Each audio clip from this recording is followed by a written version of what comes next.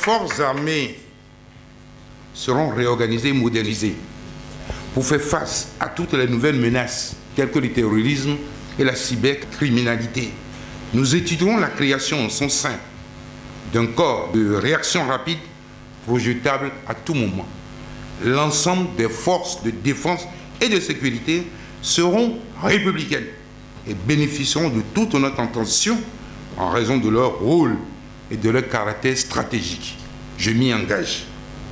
L'agriculture, qui a bénéficié d'investissements lourds, convoquera une attention soutenue, car elle sera au cœur de la société de transformation que nous voulons faire émerger au Togo.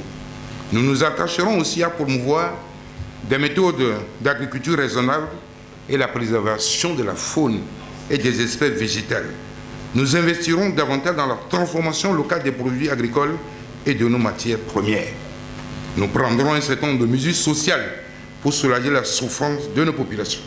Au rang de ces mesures, le salaire du personnel de la fonction publique seront révalorisés pour réduire le cycle de surendettement dans lequel la répartition des revenus les confine.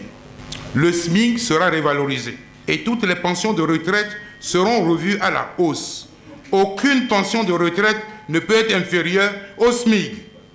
Il n'est pas normal qu'après de loyaux services au bénéfice de l'État et des collectivités donc territoriales, que la retraite devienne un cauchemar pour du moins ceux qui ont servi l'État.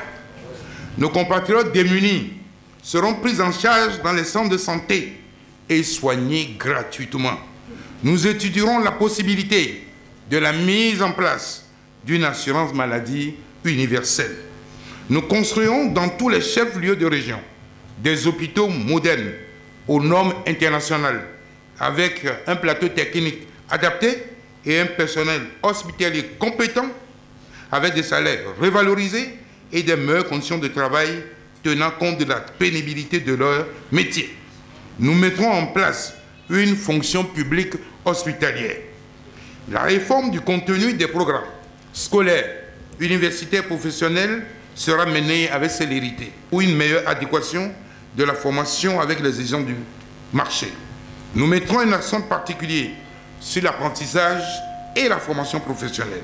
Nous lutterons contre le chômage des jeunes par une politique attractive des investissements privés, étrangers et nationaux pour favoriser une offre d'emploi à la hauteur du défi. Le personnel enseignant de tous ordres fera l'objet d'une attention particulière pour mettre fin aux agitations dont le monde scolaire et universitaire est souvent le théâtre, ce qui est dommageable pour nos enfants. La situation des enseignants volontaires contractuels sera étudiée afin de mettre un terme à la situation d'injustice dans laquelle ils se retrouvent. Les nouvelles technologies de la communication seront au cœur de nos programmes de transmission des savoirs et des bornes Wi-Fi gratuites disponibles dans les lieux publics et dans toutes les agglomérations à travers tout le pays.